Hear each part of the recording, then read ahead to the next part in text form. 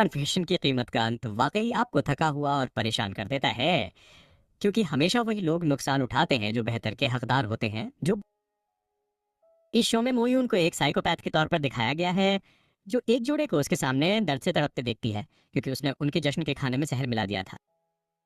उसका बहाना था कि उन्होंने उसे ऐसा करने के लिए मजबूर किया और उसके साथ बदतमीजी की और उसे उनके लिए खाना बनाने को कहा। ये समझ में नहीं आता। जाहिर सी बात है कि यहाँ कुछ गहरा होने वाला है। नहीं, खैर असल में ये कहानी इसी के बारे में है। यह ताकत, पक्षपात, जजमेंट और बहनचारे के बारे में है। ये शो दो अलग अलग लेकिन किसी तरह से जुड़ी हुई हत्याओं की कहानी को कवर करता है।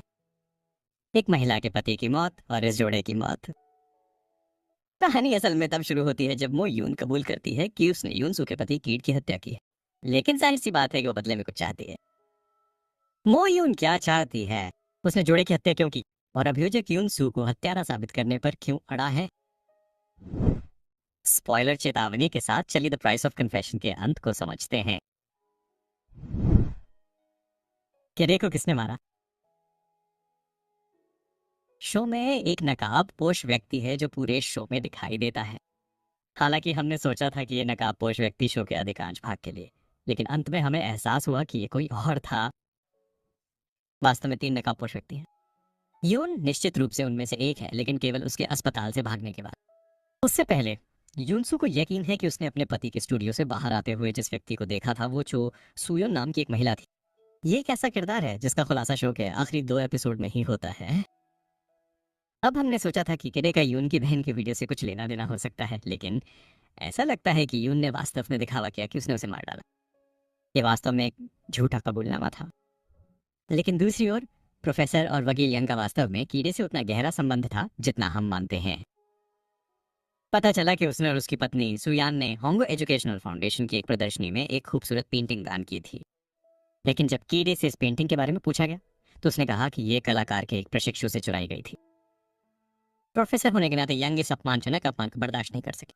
उन्होंने कीड़े को ये साबित करने की कोशिश की कि वह गलत थे और ये साबित नहीं हुआ था कि ये साहित्यिक चोरी थी। इसके अलावा इससे वो फाउंडेशन की नजरों में खराब दिखते और उनकी विश्वसनीयता कम हो जाती। लेकिन केडे को इसकी परवाह नहीं थी।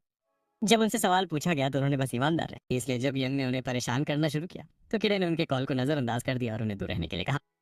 जाहिर है यंग इस स्थिति से निराश थे और इसने उन्हें स्टूडियो जाने के लिए प्रेरित किया क्योंकि वो वास्तव में माफी चाहते थे। लेकिन दूसरी ओर उनकी पत्नी ये नहीं देख सकती थी कि उनके पति इस तरह की किसी बात पर पागल हो जाए। वह आदमी बिल्कुल असभ्य था और इससे उसे वाकई गुस्सा आ गया। इसलिए उसने बिना सोचे समझे उसकी हत्या कर दी।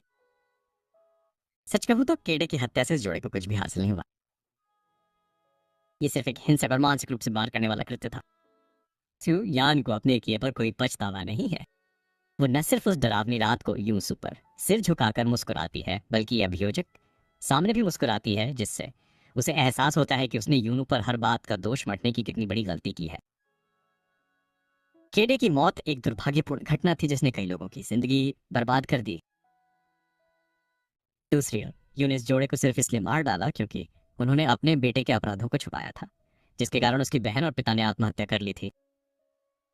लड़के ने सिर्फ उसकी बहन पर हमला ही नहीं किया, उसने ये भी दिखाया कि उसने ऐसा करने के लिए कहा था और उसके अपने परिवार को वीडियो भेजे थे। युंग ने साहुन को क्यों मारा। युंग को पता था कि यूं और यूनू ने जेल में एक डील की थी। उसने सब कुछ एक साथ जोड़ा और उसे ये भी पता था कि अगर उसने सीहुन को मार डाला तो इसका दोष यूनू पर डाल सकता है और उसे हमेशा के लिए जेल में बंद कर सकता है। इससे ये भी लगेगा कि उसने अपने पति को मार डाला और जेल से बाहर निकलने के लिए यूं के साथ सौदा किया। असली हत्यारे को छुड़ाने के लिए यूं खुद अपने पति को मारने का झूठा कबूलनामा करती है, लेकिन लड़के को नहीं।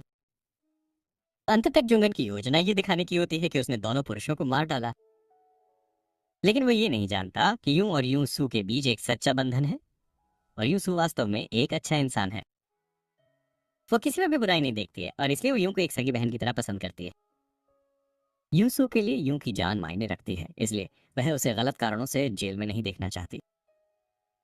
वो ये भी जानती है कि मनोरोगी वाली बात सिर्फ एक नाटक है, इसलिए सौभाग्य से ये इनके लिए ये योजना काम नहीं करती है। लेकिन यूं उसे मार देता है, जिससे यूं को कुछ ऐसा करने से बचा लिया जाता है जो उसे उसकी बेटी से अलग कर देता और उसे हत्यारा बना देता। यूं के लिए कुछ भी नहीं है, लेकिन यूं को वापस जाने के लिए एक बेटी है, इसलिए वो उसके लिए सबसे बड़ा त्याग करती है।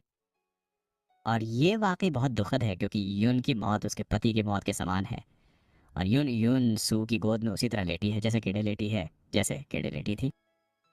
यून सू को इस सबके बीच एक दोस्त मिल गया था, लेकिन दुर्भाग्य से उसने उसे भी खो दिया। डोंग हुन यूनू को हत्यारा क्यों बनाना चाहता है? कन्फेशन की कीमत के अंत में अभियोजक डोंग हुन आखिरकार अपने पक्षपात को स्वीकार करता है और सुयान को बताता है कि न्याय के प्रति उसकी अंधी सोच के कारण ही उसे विश्वास हो गया था कि यूनू एक हत्यारा है। ये सिर्फ वो नहीं था, बल्कि मीडिया ने भी यह कहानी फैलाई कि यूनू जैसी एक निर्दोष महिला अपने पति को मार डालेगी क्योंकि वो उसके साथ पर्याप्त नहीं सोता था। यह सब न्याय से आता है। यूनू एक ऐसी महिला है जिसे कोरिया या आम जनता बोल्ड मानती है। उसकी शादी की पोशाक बहुत ज्यादा खुली हुई, वह बोल्ड लाल लिपस्टिक लगाती है और वह स्पष्ट रूप से यौन रूप से सक्रिय है। इसके अलावा पति और पत्नी दोनों के शरीर पर टैटू है और ये उन्हें समाज से बहुत अलग बनाता है, इसलिए जाहिर है कि उसने उसे मार डाला होगा। लेकिन आखिर में डोंग हुन को एहसास होता है कि वो कितना गलत था, क्योंकि उसने पूछताछ के दौरान यूनू पर आरोप लगाने की कोशिश की थी, जो सिर्फ इसलिए मुस्कुरा रही थी क्योंकि उसे लगा कि ऐसा करना अच्छा है। इस बीच सुयान एक सम्मानित युवती के रूप में सामने आती है जिसकी शादी एक प्रोफेसर से हुई है। हम उसे तब तक नहीं देख पाते जब तक कि बड़ा खुलासा नहीं हो जाता, जिसका मतलब है कि वो छाया में छिपना पसंद करती है और खुद को दिखाए बिना सभी रस्सियों को खींचना जानती है। सुयोन एक सामान्य दुनिया में उस तरह की व्यक्ति लगती है जिससे आप बात करना चाहते हैं, जिससे आप परिचित होना चाहेंगे। ऐसा कोई तरीका नहीं कि किसी व्यक्ति को सिर्फ इसलिए मार डाले क्योंकि उसने उसके पति के साथ बुरा व्यवहार किया था। अगर सुयान मुख्य संदिग्ध होती तो कोई भी ये कभी नहीं मानता कि उसने ऐसा किया है, क्योंकि कहानी ऐसे ही चलती है और महिलाओं को ऐसे ही आंका जाता है। तो मुझे लगता है कि यहाँ असली सबक यह है कि किसी किताब को उसके कवर से ना आंकें।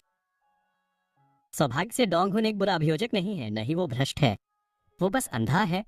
हालांकि कभी कभी और भी बुरा हो सकता है। लेकिन डोंग हुन को सीहुन की मौत की तस्वीरें अलग दिखने के बाद एहसास होता है कि शायद वो गलत हो सकता है।